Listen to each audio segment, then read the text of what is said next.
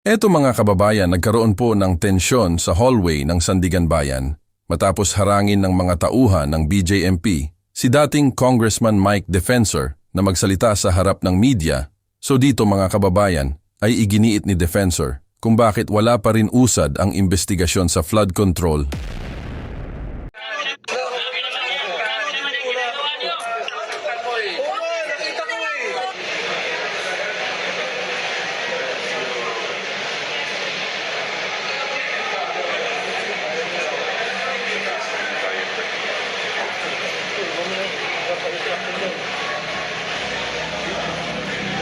Hi, sir.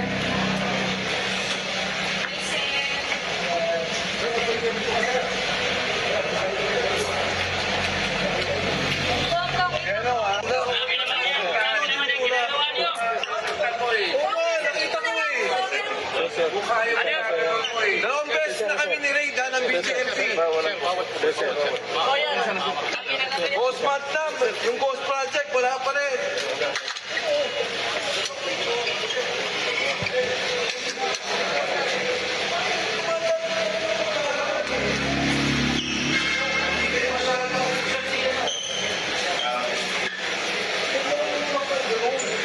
So ganito umano winawalang hiya ang dating kongresista na si Defensor habang nakakulong ito, kasama si Senator Rodante Marcoleta at iba pang di umano'y akusado raw. Samantala kilalang DDS supporters na si Alona may matinding birada sa confidential funds ni PBBM at may paalala ito kay Senator Chis Escudero. Nakakatawa lang isipin na habang bising-busy ang mga buwaya sa 125 million allegedly misuse of confidential intel funds ni VP Sara, parang kinalimutan nyo na yung taon-taon na 4.5 billion budget ng confidential intel funds ni Bangag. Hindi nga natin alam kung saan talaga ginamit yan. Yun yung pagkidnap kay PRRD. Ano ba to? Saan ba kinuha yung budget na yan? Sa confidential funds ba ni Ngagva? At dahil confidential ito, hindi ito pwedeng isiwalat sa mamamayan, ganon. Na by the way, baka nakalimutan nyo, na aside from taon-taon na 4.5 billion na confidential intel funds budget ni Bangag na hindi naman ino-audit ng COA at hindi rin kino-question ng mga buwaya, itong year na ito nag-propose para sa susunod na taon ng 10.77 something billion para sa confidential intel funds ni Bangag. I mean, can you imagine?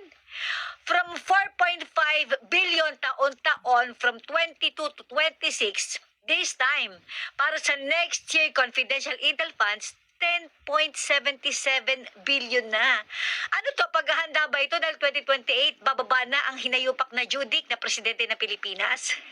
So, pupunuin mo na ang maleta. I mean, come on, can you imagine ha? Basahin ko lang ito ha. Sa Office of the President, ang kanyang confidential funds ay tumataginting na 4.36 billion while intel funds niya is 6.4 billion. Nakakaloka. Saan ito gagamitin? Sa takbo ng Pilipinas, under your leadership, para wala ka naman pinagamitan ng confidential funds na mga terorista o mga makakaliwang grupo, mga NPA na yan. Kasi di ba ano na kayo group hug na di ba group hug na kayo niyan? So ginagamit mo ba ang mga intel funds or confidential funds mo sa paghuli ng mga kaalyado, ng mga Duterte or dun sa mga kumakalaban sa gobyerno mo? I mean, come on, wala tayong nabalitaan na nilabanan ni Bangag ang terorista, ang mga durugista, ang mga kriminalista, ganon. Wala eh. Di ba? Halos kalaban nga ni Bangag ngayon, yung bayan mismo. Dahil yung mga dapat nakalaban ng bayan ay kakampi ng ngayunin Ngagva. So ang kalaban ni Bangag, tayo na, yung taong bayan na. Taong bayan ang galit na galit sa presidente natin. Kaya nga di ba ang trust rating, approval rating ni Bangag, hindi na tumaas-taas. Mabuti pang spaghetti, taas-babae. Itong si Bangag, papuntang impyerno lagi ang trust and approval rating na nakukuha mula sa mga Pilipino. Hoy mga buhaya, baka gusto nyo namang i-audit din yung taon-taon na 4.5 billion na confidential intel funds ni Bangag na next year naman 10.77 billion na nakakaloka. Nakakahiya naman kay VP Sara. Napakachipanga naman ng 125 million misused, okay, of confidential intel funds siya. Nakakahiya naman. Parang masyado naman chipipay yung 125 million kumpara doon sa hindi nyo naman pinagkakabalan ng 4.5 billion taon-taon ni Ngagba. Na again, ulitin ko sa 2027, dumoble na yan. 10 billion na. Ayup. May nagbigay ng impormasyon. Naghahanap ng threat. Baka may threat sa Vice President. May nagbigay ng impormasyon. Walang threat. Ligtas ang Vice President pag nagpunta siya dyan. Hindi magka-classify yun na pwedeng bigyan ng reward at success. Hindi naman kailangan, di ba? Sanay tayo sa reward na nakatakip yung mukha, di ba? Tinuro kung saan nagtatago yung akusado, tinuro kung saan nagtatago kung sino man.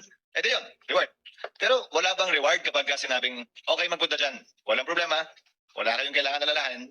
Is that information or can that also be reward? Magpo-fall po siya sa information. So, saan kailan lang magiging reward yun kapag may naturo? Opo, kasi yung proof of success. Tuloy niyo po. Yun yung proof of success ng information na ibigay kasi may na-apprehend po or yun po, ganun po. Yun, politiko po Yan ang interpretasyon. Yan ang interpretasyon nyo, pero wala po yan sa Joint Memorandum Circular. Opo. Opo. Saan nyo ba binasa ang interpretasyon nyo yan?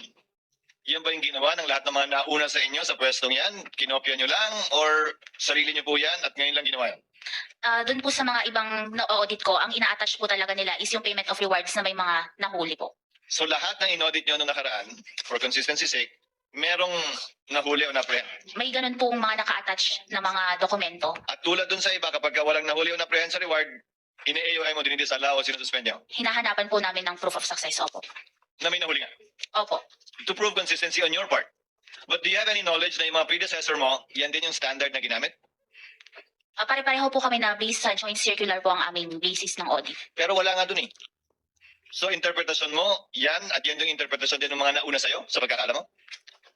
Sa akin po yun po yung naging Sa ilan? interpretation. Opo. So interpretasyon mo, yan at yan yung interpretasyon din ng mga nauna sa'yo sa pagkakaalam mo? Sa akin po yun po yung naging Sa'yo lang? interpretation. Opo. Hi, Cheers! Salamat sa ginagawa mong paggisa dyan sa Bayarang Baboy na yan kasi maraming nalalaman ang taong bayan tungkol sa pasikot-sikot ng proseso dyan sa COA. Anyway, may I just remind you, Cheese Escudero, na hostage ka ng administrasyon ni Bangag. So medyo dahan-dahan sa paggisa kasi yung kaso mo baka mahinog na naman. Anyway, alright. So, inamin ng Bayarang Baboy na ang ginagawa niyang proseso sa confidential intel funds ng Vice President ay base lamang sa kanyang sariling interpretasyon. Correctness. Inamin niya mismo sa pamamagitan ng kanyang sagot na opo, ito po ay aking sariling interpretasyon. Gaga. Putina ka. At sino ka? Para ikaw ang magbigay ng standard o magbigay ng basehan na ganito, ganyan dapat. Can you imagine? Para sabihin mo na kapag walang na-apprehend, walang nadakip o walang nahuli, hindi pwedeng tawaging successful ang isang operation. Dahil kapag walang nahuli, ito ay i-disallow. What the fuck? Napakaganda na example, okay, nitong si Cheese Escudero. Merong nagbigay ng tip sa Vice President na makakarating ka ng safe sa lugar na gusto mong puntahan. Magagawa mong operasyon mo ng walang balakid dahil walang tetegi sa'yo sa lugar na yan. Pagkatapos, nagpunta ang Vice President sa lugar na yon nang ligtas at nakauwi ng safe din sa kanyang bahay o sa kanyang opisina. Hindi ba ito matatawag na successful? Kung di ka ba naman talagang boba kang bayarang baboy ka, kailangan talaga may nahuli. Iba't ibang klase na operations. At sino ka para sabihin na kapag walang nahuli, i-disallow? Putang ina mo, hindi ba mahalagang impormasyon na malaman ng opisyal na huwag kang mag-alala, walang tetegi sa'yo, ligtas kang makakarating sa lugar na yan. Hindi ba ito mahalagang impormasyon na dapat din bigyan ng reward? Napakababaw ng utak mo. Para kailangan meron munang madakip o may mahuli para matawag na successful. Unang-una, baboy na bayaran. Hindi lahat ng may nahuhuli, successful. Diba? Tingnan mo itong CPRD. Hinuli, kinidnap, dinala sa dahig. Anong success ang meron dyan na papakinabangan ng taong bayan? Diba? Ang sumakses lang dyan, yung mga bangag. Pero sabihin mo sumakses para sa taong bayan, wala. Si Rodante Marcoleta, si Jingo Estrada, itong si Mike Defensor, di ba nahuli? Hinuli na! Anong sumakses siya para sa taong bayan? Wala. Sumakses lang yan again para sa administrasyon ni Bangag. Pero sumakses para sa taong bayan, walang ganun. So again, hindi lahat ng may nauhuli, success. Gaga. Ang inang tong baboy na bayaran na to.